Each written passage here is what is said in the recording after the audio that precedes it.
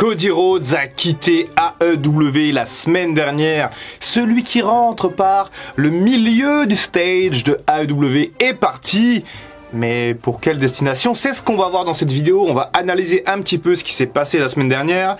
Pourquoi Cody Rhodes a quitté AEW? Quel est son futur? Bon, on le sait son futur, mais comment ça peut se passer? Et faire quelques scénarios par rapport à tout ça dans cette petite vidéo. Mes amis, bienvenue dans ce point catch spécial. C'est pas vraiment une breaking news puisque c'était quand même la semaine dernière. Je suis un peu à la bourre sur les infos, mais je voulais quand même attendre un peu, essayer d'avoir des éléments, voir si ce cher Cody allait démarrer. Pourquoi pas du côté de WWE avant d'en parler. Or, c'est pas encore le cas. En tout cas, ce qui est sûr, c'est que Cody Rhodes a quitté AEW, celui qui était l'un des pères fondateurs de cette structure de catch. Cody, c'est quand même celui qui avait lancé All In en 2017, je crois, 2018. Bref, en tout cas, c'était lui le précurseur de AEW et c'en était l'un des 4 vice-présidents quand même autour de Tony Khan. Et aujourd'hui, eh ben, le cher Cody, il est parti, mais pour quelle raison est-ce que l'un des vice-présidents pourrait bien quitter cette compagnie, à votre avis?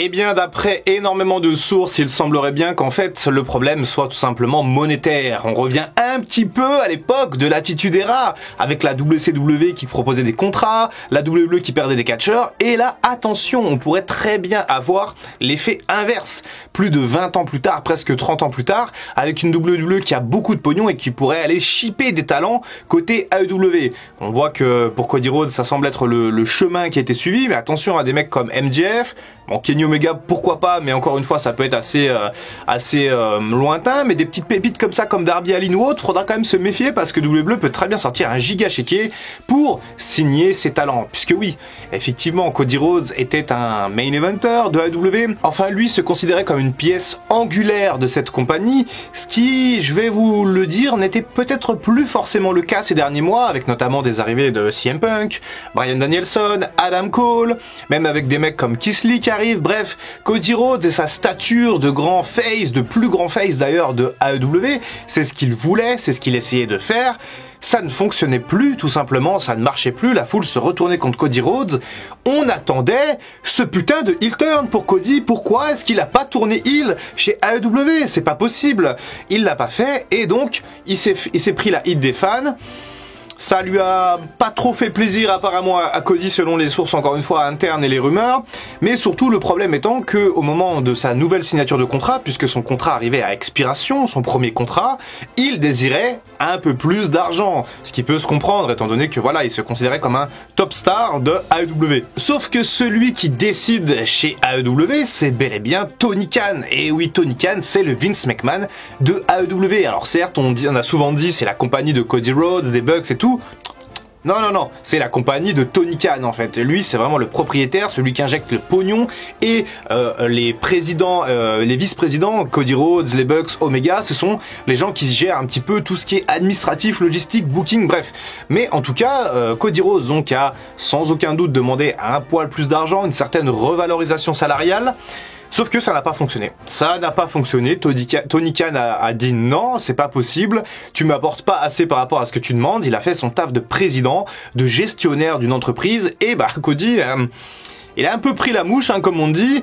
Et il y a eu des discussions qui sont faites en même temps de côté WWE qui, eux, pour le coup, proposent un immense salaire à Cody. Alors encore une fois, d'après les rumeurs, on serait entre 3 et 5 millions de dollars par année de contrat, donc ce qui est énormissime, hein. Ça fait partie du top 10 des catcheurs les mieux payés à la WWE. Pour info, Kevin Owens qui a re-signé là pour 5 ans récemment, là ils l'ont monté à 3 millions par an. Kevin Owens quand même, qui a presque 10 ans de WWE dans les pattes, qui a fait beaucoup de choses, ancien champion du monde, 3 millions par an. Là Cody, on serait entre 3 et 5, donc on est vraiment sur un immense contrat pour Cody Rhodes.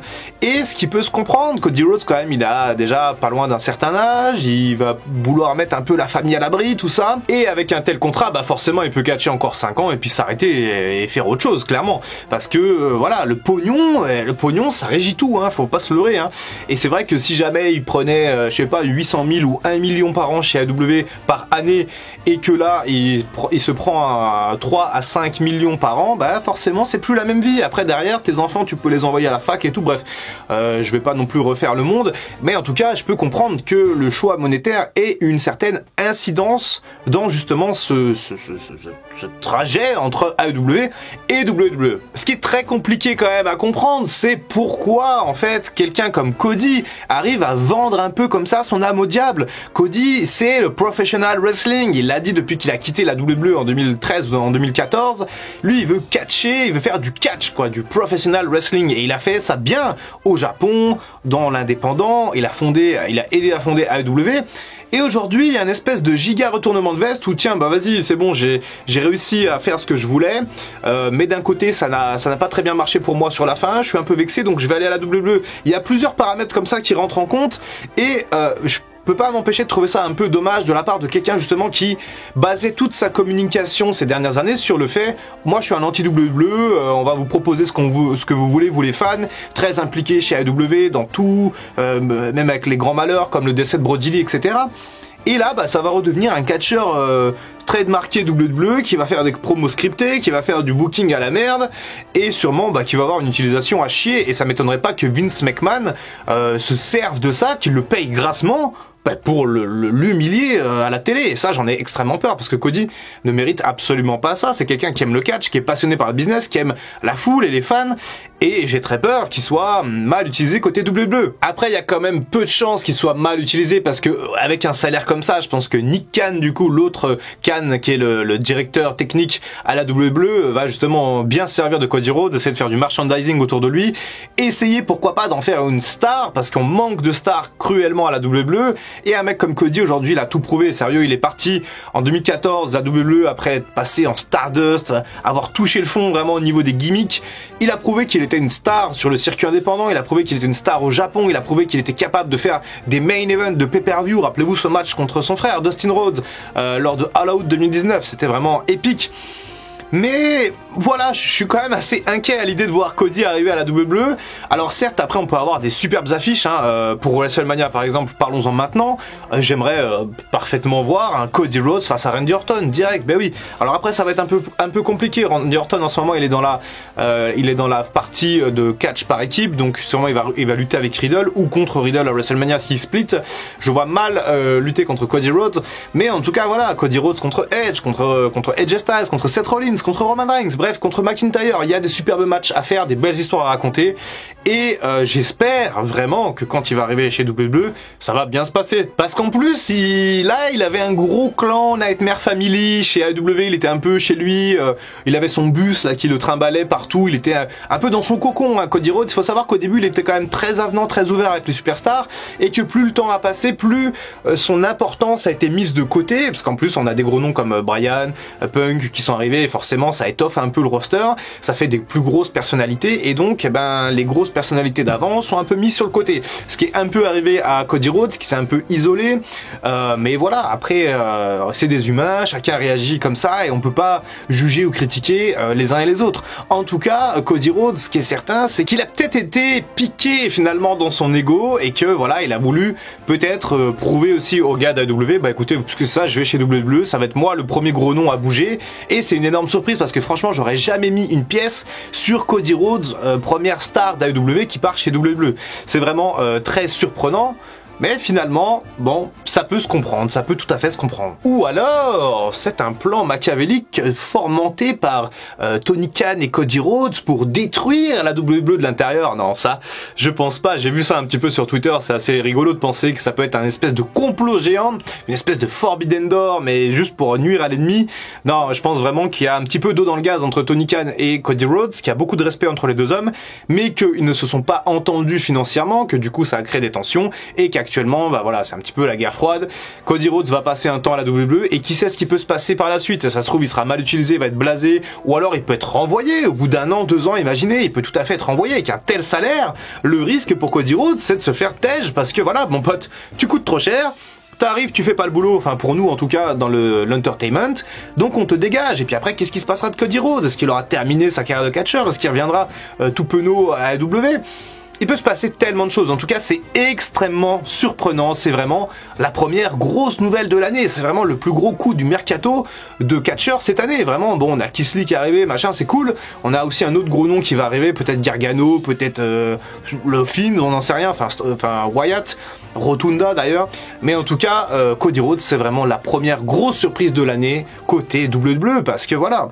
Encore une fois, qui s'attendait à un tel scénario? Bon, j'avoue quand même que si Cody Rhodes arrive à la WWE, j'aimerais quand même bien le voir champion à un moment donné, parce que voilà, ce serait un peu la revanche. Le mec, un peu à la Drew McIntyre, il a galéré au début, puis après il est parti prouver ailleurs, et ensuite il revient là dans une grosse, enfin il revient à la zombie quoi, à la maison. Et derrière, s'il est champion, ce serait fabuleux. Après, quand on voit les champions actuels, Lesnar et Reigns, je te dis, bah Cody, pour aller chercher la ceinture, il va falloir mouliner parce que les mecs sont quand même bien installés sur le trône. Et n'hésitez pas à me dire ce que vous pensez de cette histoire dans les commentaires. Je sais que ça commence à faire une semaine, que ça y est, la pression est redescendue, la breaking news, l'excitation est redescendue. Mais en tout cas, je suis très friand d'avoir vos avis. Est-ce que pour vous c'est une bonne idée? Est-ce que Cody a été trop gourmand? Est-ce qu'il a peut-être loupé la fin de sa carrière en quittant AEW? Ce qui est aussi peut-être possible, hein. On sait que voilà, ça peut être compliqué côté WWE, ça peut très bien marcher pour Cody, comme ça peut être un immense enfer infernal. En tout cas, voilà, peut-être aussi qu'il ira pas chez WWE, mais alors pour l'instant tous les indicateurs disent que Cody va revenir avant même WrestleMania et qu'il va lutter à WrestleMania. Donc je préfère voilà, je prends pas trop de pincettes et je préfère donner l'avis général. Pour moi, Cody va aussi aller à la WWE, parce que où est-ce qu'il va aller sinon Cody? Au Japon? À mon avis, au Japon, il sera moins payé que chez AEW. Donc finalement, si c'est l'argent le problème, le seul endroit où il y a le fric, c'est la WWE. Alors voilà, j'attends tous vos avis dans les commentaires. N'hésitez pas à rester bien connectés cette semaine. On va parler d'autres sujets. On va reprendre les points catch un peu plus souvent. On va avoir également des formats montés comme un top 5 qui arrive en fin de semaine, début de semaine prochaine. Et puis voilà, merci beaucoup également à ceux qui passent sur mes 2 autres chaînes YouTube, qui laissent des commentaires, des likes. Ça fait toujours extrêmement plaisir. C'était Dr Wrestling. Je vous retrouve très bientôt pour une prochaine vidéo. Et en attendant, comme d'habitude, prenez soin de vous.